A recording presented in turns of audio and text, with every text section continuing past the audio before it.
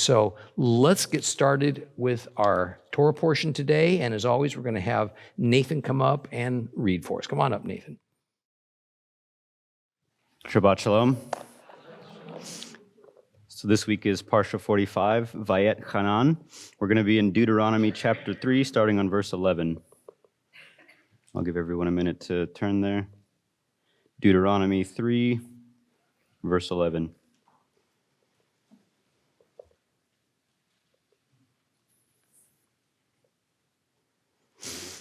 Og, king of Bashan, was the last survivor of the Rephaim. His bed was made of iron. It is still in Rabbah with the people of Ammon.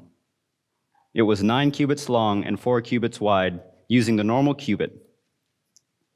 Of this land we took possession of then.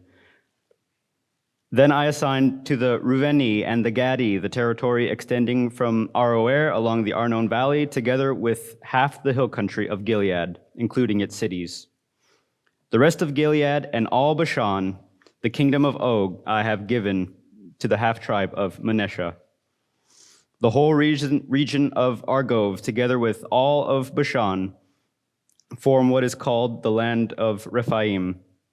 Yair, the son of Manasseh, took all the region of Argob as far as the border with the Geshuri and the Ma'achati.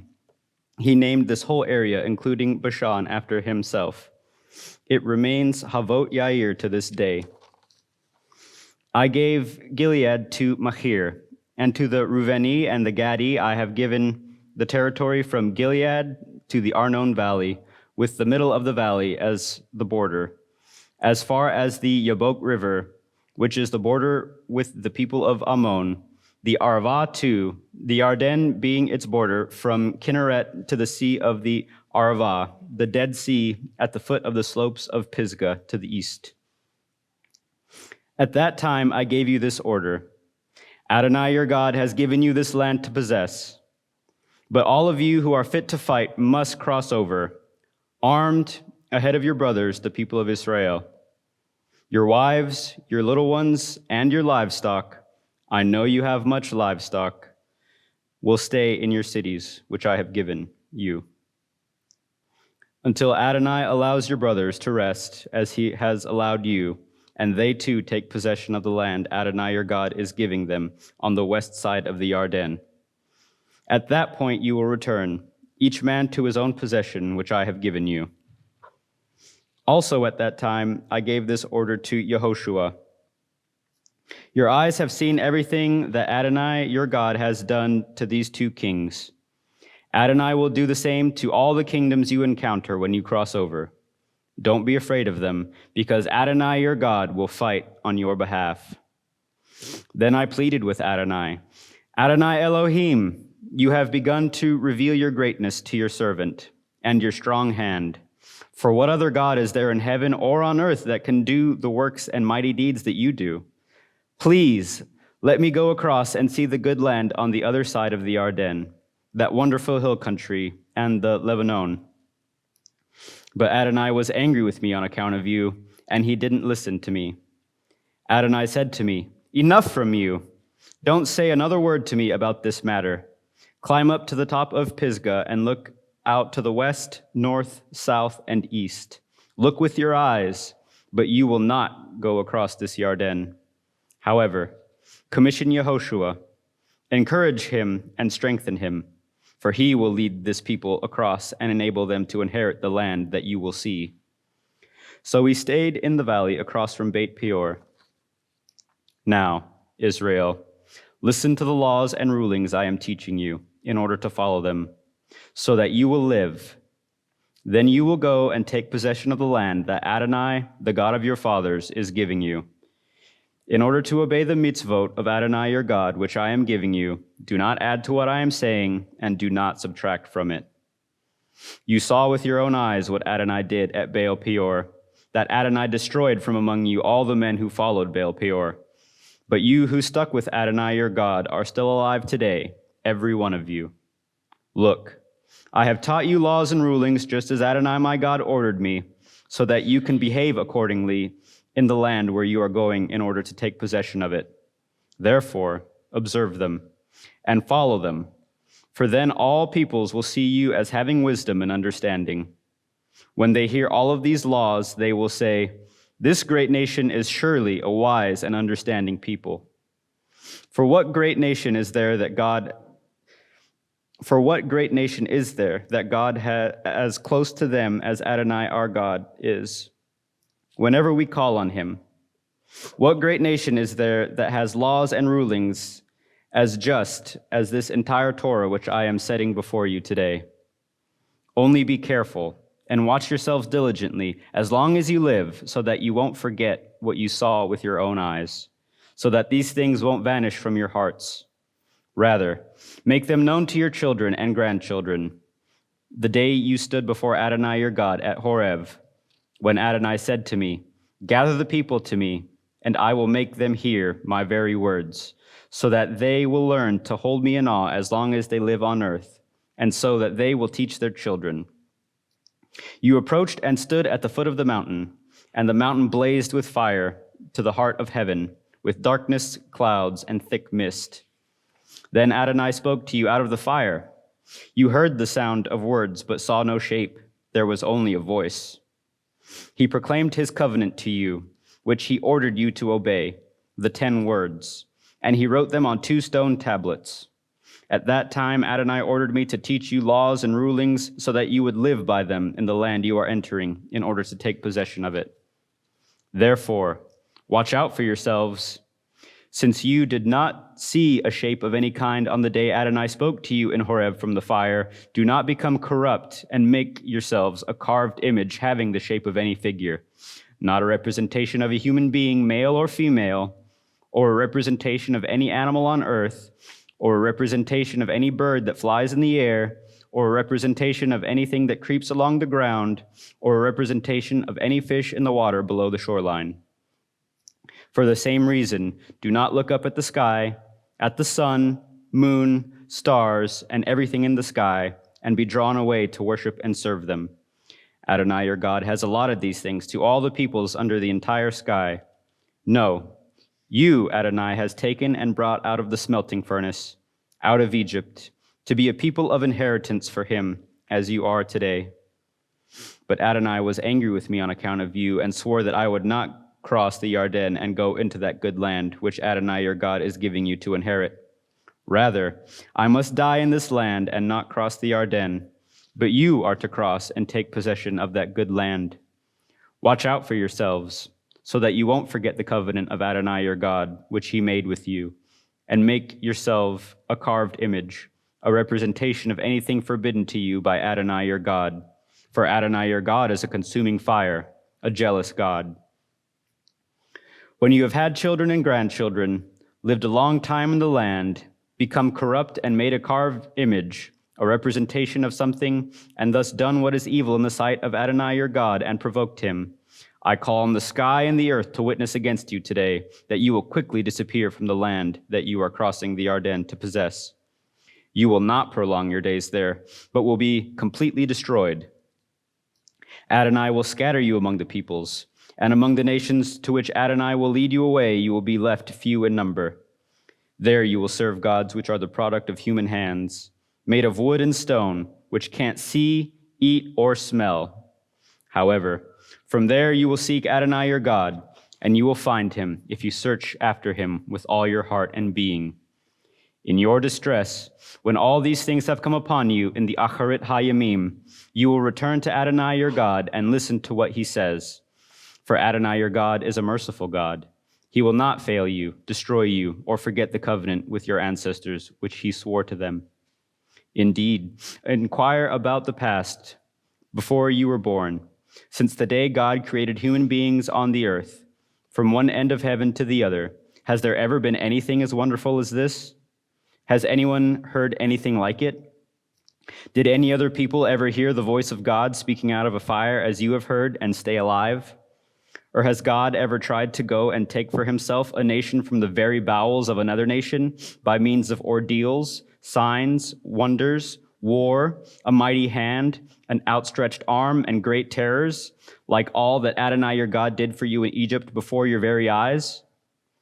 This was shown to you, so that you would know that Adonai is God, and there is no other beside him. From heaven he caused you to hear his voice in order to instruct you, and on earth he caused you to see his great fire, and you have heard his very words coming out from the fire. Because he loved your ancestors, chose their descendants after them, and brought you out of Egypt with his presence and great power, in order to drive out ahead of you nations greater and stronger than you, so that he could bring you in and give you their land as an inheritance, as is the case today. Know today and establish it in your heart that Adonai is God in heaven above and on earth below. There is no other. Therefore, you are to keep his laws and mitzvot, which I am giving you today, so that it will go well with you and with your children after you, and so that you will prolong your days in the land Adonai your God is giving you forever. Then Moshe separated 3 cities on the east side of the Yarden toward the sunrise, to which a killer might flee, that is, someone who kills by mistake a person whom he did not previously hate, and upon fleeing to one of these cities might live there. These cities were Betzer in the desert, in the flat land for the Reuveni, remote in Gilead for the Gadi, and Golan in Bashan for the Manasseh. This is the Torah which Moshe placed before the people of Israel. These are the instructions, laws, and rulings which Moshe presented to the people of Israel after they came out of Egypt, beyond the Yarden River, in the valley across from Beit Peor, in the land of Sihon, king of the Amori, who lived at Heshbon, whom Moshe and the people of Israel defeated when they came out of Egypt. And they took possession of this land, and the land of Og, king of Bashan, the 2 kings of the Amori who were beyond the Yarden toward the sunrise, from Aroer on the edge of the Arnon Valley to Mount Sion, that is, Mount Hermon, with all the Arava beyond the Yarden eastward, all the way to the Dead Sea at the foot of the slopes of Pisgah. Then Moshe called to all Israel and said to them, "Listen, Israel, to the laws and rulings which I am announcing in your hearing today, so that you will learn them and take care to obey them. Adonai our God made a covenant with us at Horeb. Adonai did not make this covenant with our fathers, but with us, who are all of us here alive today. Adonai spoke with you face to face from the fire on the mountain. At that time, I stood between Adonai and you in order to tell you what Adonai was saying, because on account of the fire you were afraid, and wouldn't go up onto the mountain," he said. "I am Adonai your God, who brought you out of the land of Egypt, where you lived as slaves. You are to have no other gods before me. You are not to make for yourselves a carved image or any kind of representation of anything in heaven above, on the earth beneath, or in the water below the shoreline. You are not to bow down to them or serve them, for I, Adonai your God, am a jealous God, punishing the children for the sins of the parents, also the 3rd and 4th generation of those who hate me, but displaying grace to the 1,000th generation of those who love me and obey my mitzvot. You are not to misuse the name of Adonai your God, because Adonai will not leave unpunished someone who misuses his name. Observe the day of Shabbat, to set it apart as holy, as Adonai your God ordered you to do. You have 6 days to labor and do all your work, but the 7th day is a Shabbat for Adonai your God. On it you are not to do any kind of work, not you, your son or your daughter, not your male or female slave, not your ox, your donkey, or any of your other livestock, and not the foreigners staying with you inside the gates to your property, so that your male and female servants can rest just as you do. You are to remember that you were a slave in the land of Egypt, and Adonai your God brought you out from there with a strong hand and an outstretched arm. Therefore, Adonai your God has ordered you to keep the day of Shabbat. Honor your father and mother, as Adonai your God ordered you to do, so that you will live long and have things go well with you in the land Adonai your God is giving you. Do not murder. Do not commit adultery. Do not steal. Do not give false evidence against your neighbor. Do not covet your neighbor's wife. Do not covet your neighbor's house, his field, his male or female slave, his ox, his donkey, or anything that belongs to your neighbor. These words Adonai spoke to your entire gathering at the mountain from fire, cloud, and thick mist in a loud voice. Then it ceased. But he wrote them on 2 stone tablets, which he gave to me. When you heard the voice coming out of the darkness, as the mountain blazed with fire, you came to me, all the heads of your tribes and your leaders, and said, Here Adonai our God has shown us his glory and his greatness. We have heard his voice coming from the fire, and we have seen today that God does speak with human beings, and they stay alive. But why should we keep risking death? This great fire will consume us. If we hear the voice of Adonai our God anymore, we will die. For who is there of all humanity that has heard the voice of the living God speaking from the fire as we have and stayed alive? You, go near and hear everything Adonai our God says. Then you will tell us everything Adonai our God says to you, and we will listen to it and do it. Adonai heard what you were saying when you spoke to me, and Adonai said to me, I have heard what this people has said when speaking to you, and everything they have said is good. Oh, how I wish their hearts would stay like this always, that they would fear me and obey all my mitzvot, so that it would go well with them and their children forever. Go, tell them to return to their tents, but you, stand here by me, and I will tell you all the mitzvot, laws and rulings which you are to teach them, so that they can obey them in the land I am giving them as their possession. Therefore, you are to be careful to do as Adonai your God has ordered you. You are not to deviate either to the right or to the left. You are to follow the entire way which Adonai your God has ordered you, so that you will live. Things will go well with you, and you will live long in the land you are about to possess. Amen. Thank you, Nathan. That's pretty powerful stuff. And it's pretty unequivocal, isn't it? I don't hear any suggestions in there.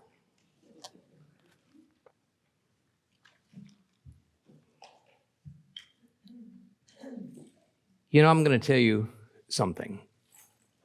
I think Sharon would verify with you that I agonized over this lesson, teaching what I'm going to teach you today, probably more than I have in a long time. So I just ask you to open your ears and your heart and hear what's going to be said now for the next few minutes. You know, I have a question for you. How would you label yourself? How would you label yourself? To whom is your ultimate allegiance? How can you explain your faith identity both to yourself and to other people? In today's Parashah, this is essentially what Moses was speaking to the Israelites about. And as always, the full Parashah for each week is long. It has more to say than we can possibly study in our short time together each Shabbat. Therefore, I'm going to focus primarily on Deuteronomy chapter 4. But even then, only a small portion of it in order to discuss something with you that is just not so easy for us to deal with. Now, considering the stage of redemption history and that all the signs indicate we have entered the end times, then I exhort all of you on your own to sit down later, ask the Lord for guidance, and take a longer look at Deuteronomy chapter 4. After decades of Bible teaching, if I were forced to choose only 10 chapters out of the almost 1,200 chapters that forms our current Bibles, from which to best define Jehovah's character, his plan, his justice system, and those God principles that were the most powerful, the most centrally important to the lives of his believers, Deuteronomy chapter 4 would be near the top of that list of 10. In Deuteronomy 4, Moses is explaining to this, the second generation of the Exodus, what is that makes them who they are, their identity. By reminding Israel of where they came from and where they are going, their history, their divine destiny. And by doing so, it also tells them who and what they no longer are. It tells them how they have been set apart and why. I can think of little else that is so challenging to those of us who call ourselves Messianics or Hebrew roots or something of that nature than to be able to clearly articulate what it is that makes us different from mainstream Christianity. And if this means that we have had a change of identity, because if it does, then we have some tough things to face that we just can't tiptoe around. At least we shouldn't any longer.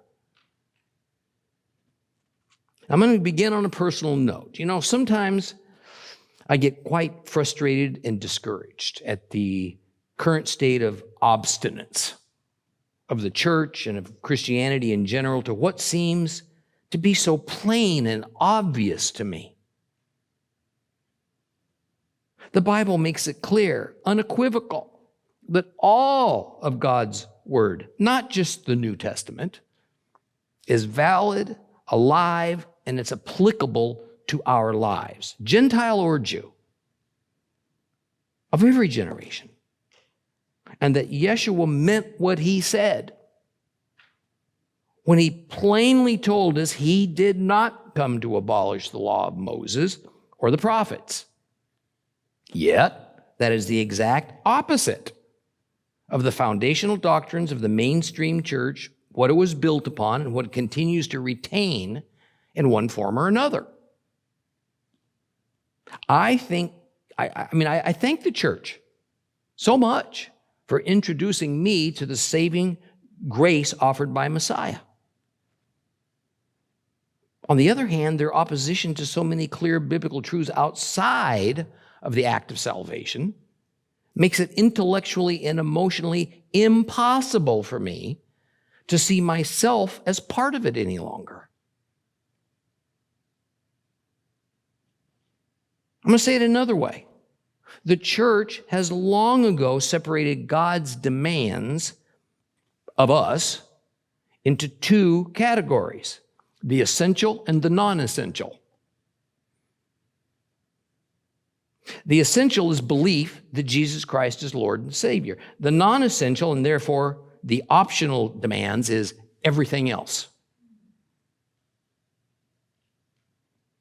And yet, the essential itself demands that we obey and do what the church has deemed as the non-essentials. This is where the dividing line lies. It's a line I can't straddle, especially trying to define a middle ground that doesn't really exist. Since that's the case, where does that leave me? What does that make me? What's my identity now? What do I call myself? How do I explain this to others without any intent to demonize anyone or appear to imply to mainstream Christians that their salvation is not as real as mine? See, in pondering this dilemma, I'm reminded by the great Bible teachers of the past and the present that being a Bible teacher means that some crucial terms that we find in the Word need to be carefully defined, and that some important principles and facts must be restated over and over in varied contexts so that they can finally be fully comprehended and then internalized by those who come to learn and they're open to the truth. This is why Moses is restating parts of the law as given on Mount Sinai, even though it was already fully given in the earlier books of the Torah. Therefore, I want to take a few minutes to remind you of just why it's so critical for we who see ourselves in this light of this new identity to be and to remain as unswerving advocates for the Torah, the Old Testament, Israel, and the Jewish people, and the entire body of Holy Scriptures, including the New Testament that we call the Bible. Because it is in this advocacy that lies the source and the epicenter of our new identity. In his speech in Deuteronomy 4, Moses is not trying to establish Israel's identity by presenting new information or teaching new things, but rather he is reminding the Israelite people of what they have already heard. They should already know, thereby reinforcing who they are. So critical is this to help them to a proper understanding of God and to a real and acceptable relationship with Him, and also to enable them to internalize the spirit of just what it is that God expects and requires from them as His set-apart people, is that these commandments must remain at the forefront of their thinking, of their choices at all times, throughout all generations. If they don't do this, they will corrupt and then eventually lose their identity. They will forget who they are.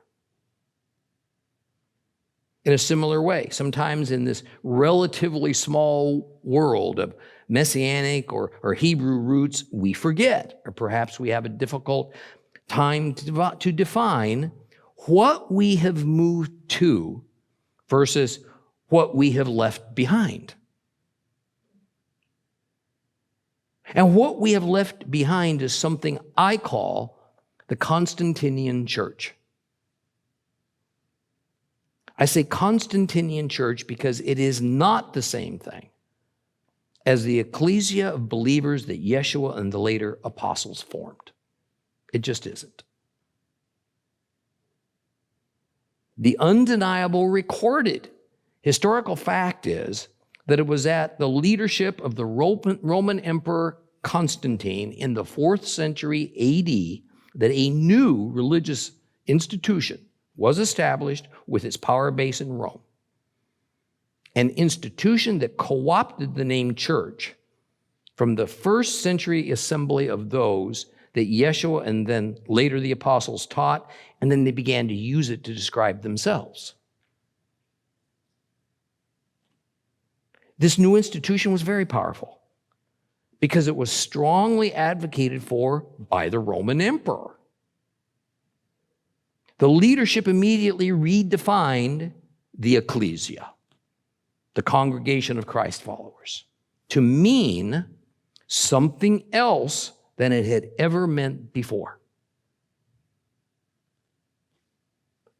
The new identity and meaning of what was now called the church was as a group of Gentiles who accepted that on the one hand, Jesus Christ is Lord and Savior, but on the other hand, excluded His culture, His faith history, the biblical context for it, much of what Jesus preached, and generally also overturned everything else that had to do with His people. Now, so very many of you have come to me in frustration and worry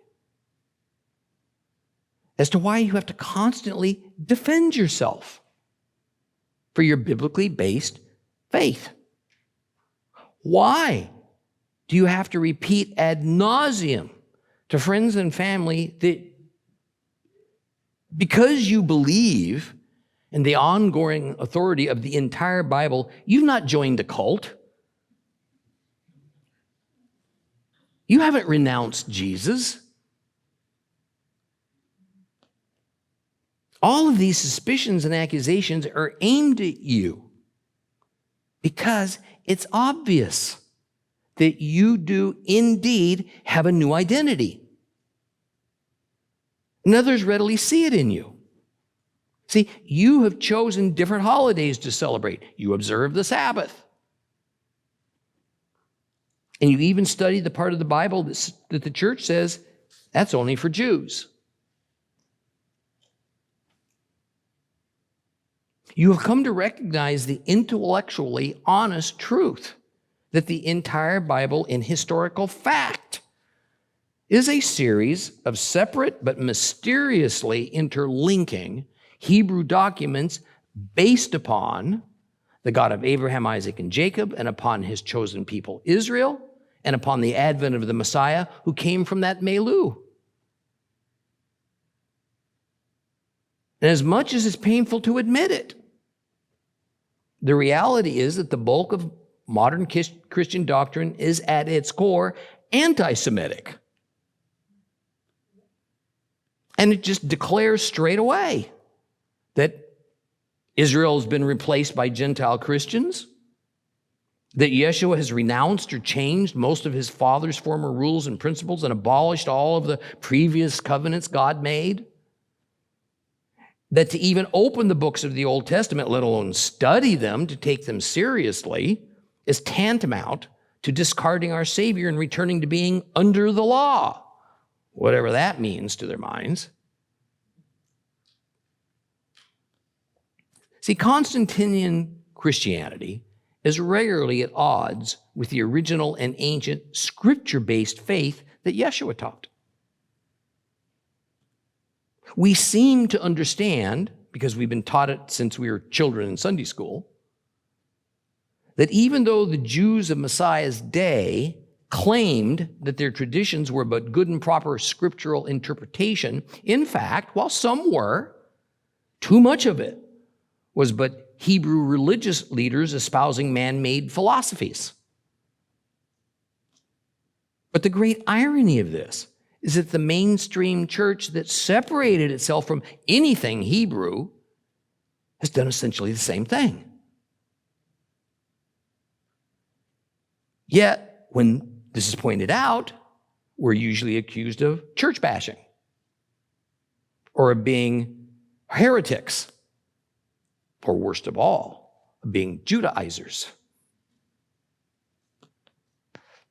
You know, in one of the seminal Christian documents of the modern era, late in the 1800s, and by the way, theologians know this well, in the late 1800s, one of the eminent European church leaders and thinkers of that time was a fellow named Adolf Harnack. And he said this: to reject the Old Testament in the 2nd century was a mistake the church rightly resisted. To retain it in the 16th century was a fate from which the Reformation could not escape. But still to preserve the Old Testament in the 19th century as one of the canonical documents of Protestantism is the result of religious and ecclesiastical paralysis. Let me tell you what he just said. He said, while very early on, the church had no choice but to retain the Old Testament because until the approach of the 3rd century AD, there was no other Holy Scripture to draw from. There was no such thing as a New Testament because it had not yet been created. To Harnack's mind, who was a 19th century European mind, there was now no longer a further excuse for Protestants to continue to pretend that any portion of the Old Testament was valid biblical text for Christians, and therefore it should play no role in the doctrines of Christianity. Further, that this situation was only due to religious paralysis, as he called it, that the church had not yet finally and explicitly stated that the Old Testament was outdated, and therefore it was an outlawed document that had no place in our Bibles or in Christian thought whatsoever. His argument was well received. It was applauded by most of the church leadership, and it became accepted as the standard by which the Constantinian Romanized Church formed its theologies and doctrines, even if they didn't say it too loudly. And since that time, the church door has been tightly closed on the Old Testament, other than as a source for maybe children's Sunday school stories like David and Goliath. Now, thankfully, not all respected theologians fell prey to this horribly misguided and anti-Semitic, but highly popular, Enlightenment era mindset. About 100 years after Harnack's remarks, one such dissenter, Dr. Walter Kaiser, an American Bible scholar, made this statement that so eloquently, so powerfully sums up the current state and reality of mainstream Christianity, a state that has an immovable mindset from which believers in Yeshua must escape.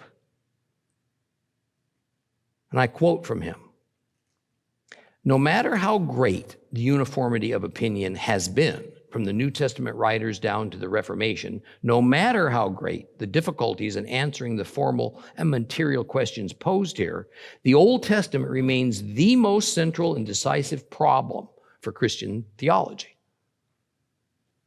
How we respond to this problem will automatically set much of our Christian theology, whether we do so in a deliberate or in an unreflective fashion. The implications of this move in theological construction are massive. Our answers to this problem, how we think of the Old Testament, will decide how we understand Jesus Christ and his historical character, his Jewish context, his divine validation. It decides the church's view of itself as the church of God, as an element in the mysterion of God's saving action in history. It decides our interpretation of the salvation given us in Jesus Christ, our estimate of earthly and temporal life. It concerns the relation of the church of Jesus Christ to the chosen people of Israel. Our whole understanding of the kingdom of God, and therefore also of the universality of the Christian faith doctrines, the Christian church as an institution, and Christianity is determined by what we think of the Old Testament and then how we handle it. Thus, it is difficult to think of very many areas of Christian theology that are not affected in a major way, either by the inclusion or the deliberate omission of the Old Testament data from its systemization. Moreover, when it is recalled that over 3/4 of the total Bible is found in the Old Testament, it is enough to make one pause before cavalierly bypassing this most extensive record of God's revelation to mankind. Kaiser is saying the Old Testament is the formative and foundational document out of which the New Testament came, from which Yeshua taught the gospel. The New Testament is not a replacement document for the Old, nor is it a book of corrections. The Old Testament is the irreplaceable context for how one must understand the New Testament and Jesus, his mission of salvation, what salvation amounts to, what the church should look like, how our purpose begins with obeying God's commandments. It even defines how we are to understand what that entity called the kingdom of God actually is. Kaiser says that how Christians value the Old Testament, or alternatively discard it as worthless, as has the church in general, this is going to determine every element of our belief system. Ladies and gentlemen, for our era, whether you are a Jew or a Gentile, there is no more decisive question for us to wrestle with than whether to accept all the Word of God as valid for teaching and instruction, or to sever away and discard everything given as Holy Writ that comes before the book of Matthew. What we choose ultimately establishes our faith identity. It determines whether we prefer to believe God's biblical instruction or man-made doctrines. Do we search out? Do we act upon the actual oracles given directly from the Lord as found in the Torah? Or do we only consider parts of certain favored Bible books or certain recommended statements lifted out of their context, which serve as an attempt to validate hundreds of years of theological philosophies developed by the institutions claiming to govern the body of believers? Do we shrink the contents of our Bibles even further by discarding the 50% of the New Testament passages, 50% of the New Testament passages that are just Old Testament quotes? You go cross out all the Old Testament quotes from your New Testament, it's sure going to get short.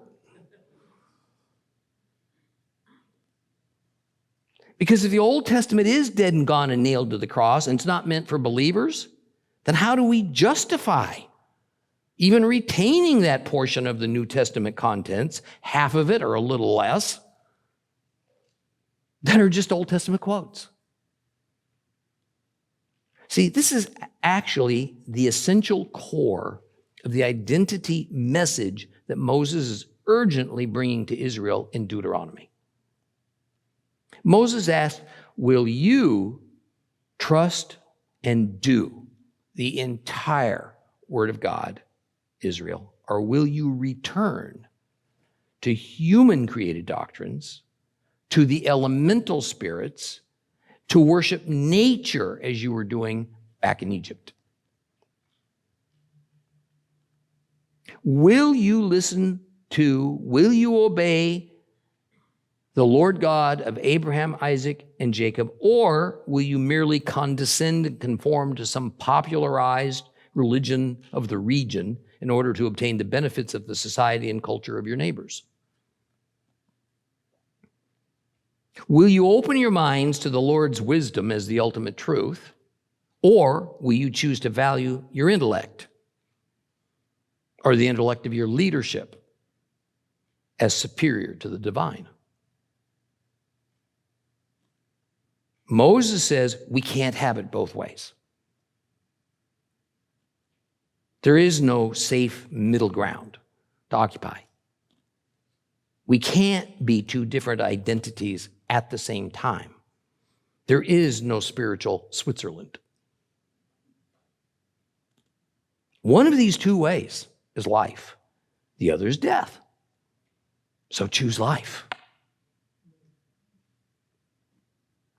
And within the context of our new identity, and what Moses is communicating to Israel, let's get back to the words of our Torah portion. In Deuteronomy 4, verse 6, there is expressed an important principle that, of course, carries over to all believers and followers of Yeshua. It is that the proof of Israel's loyalty to God is not simply hearing the Lord's laws.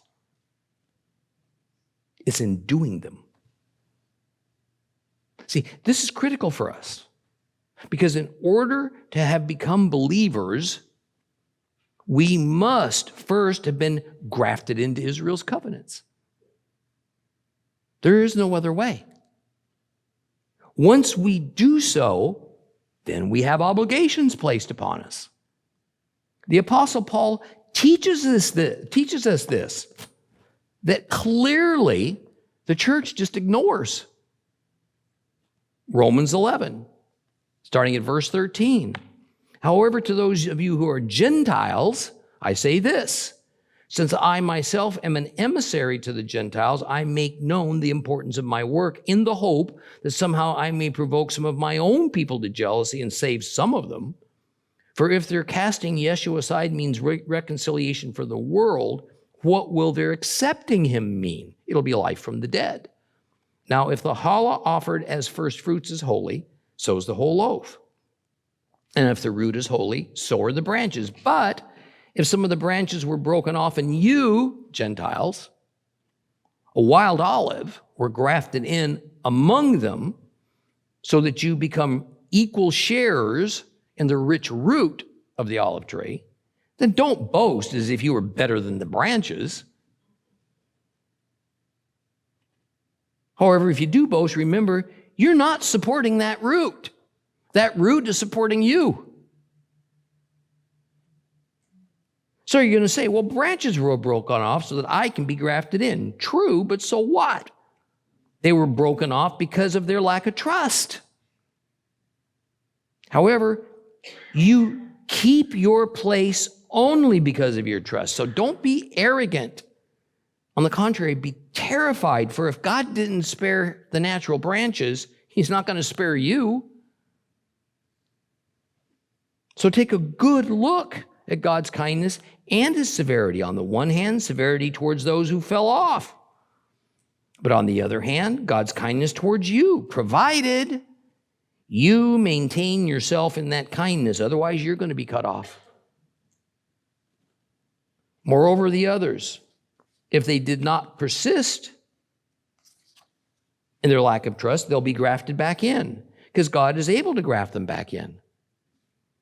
For if you were cut out of what is by nature a wild olive tree and grafted, contrary to nature, into a cultivated olive tree, how much more will these natural branches be grafted back into their own olive tree?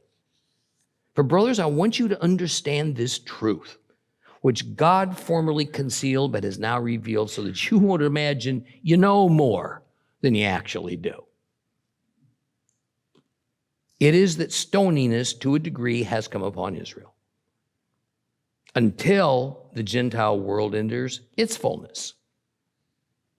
And that it is in this way that all Israel will be saved. As the talk says, out of Zion will come the Redeemer. He will turn away ungodliness from Jacob, and this will be my covenant with them when I take away their sins.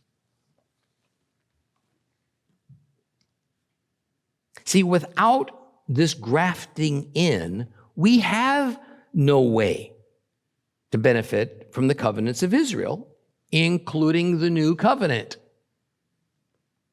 But the church modifies this to say, we're not grafted into Israel's covenants, we're grafted into Jesus. No, we're grafted into Israel's covenants. That which makes Israel, Israel. That's the means for our being able to partake in the salvation of Yeshua. Further, the church says that the new covenant was made between God and the church.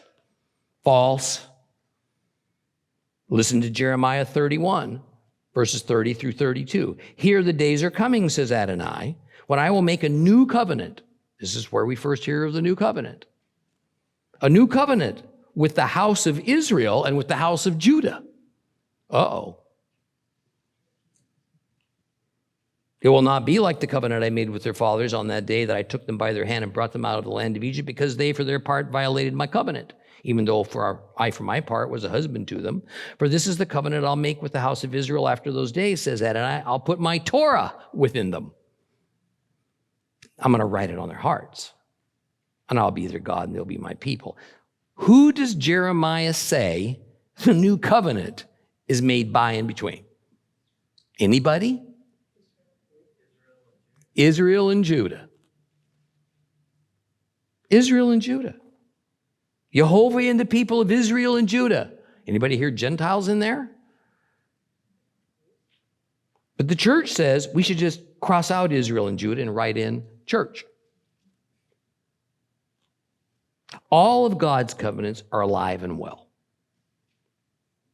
They were made with the Hebrews, and no Gentile can be part of them without being grafted in to them in order to benefit alongside Israel, not instead of Israel. So Moses is drawing out two foundational points. First, that the giving of the law specifically to Israel indicates the creation of an unprecedented relationship between God and humanity. A particular nation of people has been established that has no parallel in history. And second, that the laws of the Lord are superior to all man-made laws and principles and religions, and that the justice and morality inherent within his ordinances is perfection. Absolute perfection. It needs no correction. It needs no emendation as time passes. But even more, God's laws are but a reflection of God. His character was made known. It was echoed in his laws. Do you really want to know who God is? Do you? Do you really want to partake of Israel's covenants, including the new covenant? Then trust in Yeshua, his son, learn the Father's laws, commands, and do them. And where do we find his laws and commands? In the Torah. Next, Moses gives Israel a warning against idolatry. The basis for the prohibition against making God idols is this. Since Jehovah did not appear in any kind of physical form to Israel at Mount Sinai, then Israel should not try to manufacture any kind of imaginative physical form to represent God. After all, if you've never seen what God looks like, how can you possibly make an accurate representation of him? Rather, since God made his presence known to them in words, God audibly spoke to Israel at Mount Sinai, then Israel should pass along the knowledge of Jehovah to future generation in words and deeds, not in God icons and images, like the heathen do. This was such a radical departure from the norms of all the world cultures of that era. The thought was that without a God image, without an idol, there was no way to worship that God.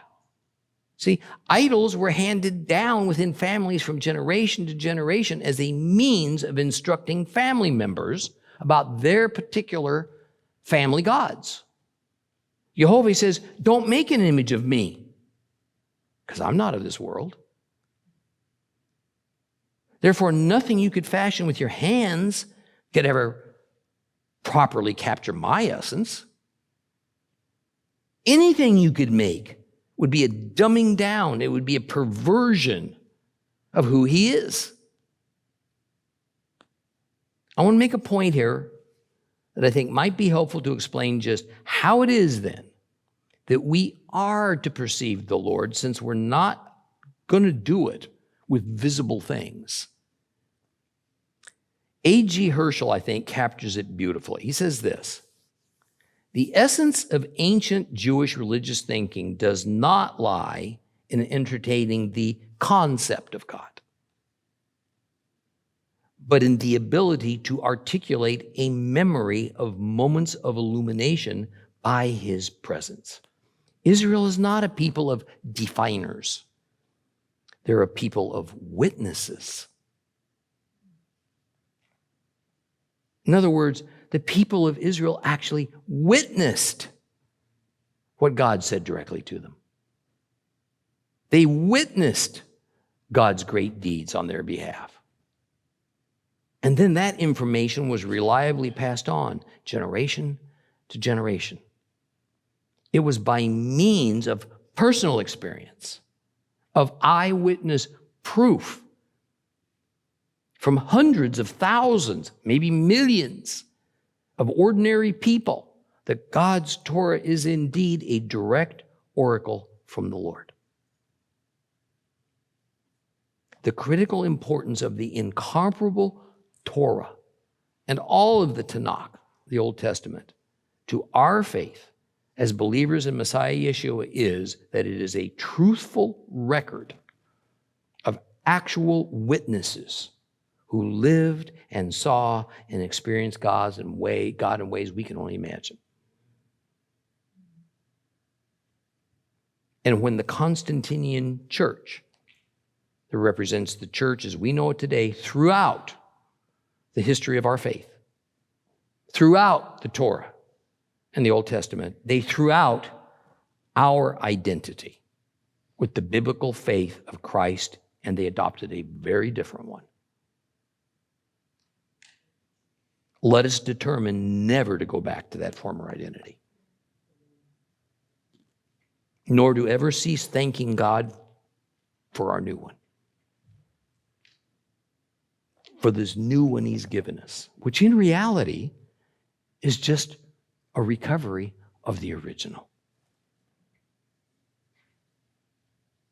Okay, would you please rise? For more teaching and information, visit us online today. Come and be a part of our fellowship. Here at The Seed, enjoy worshiping and learning God's Word with us.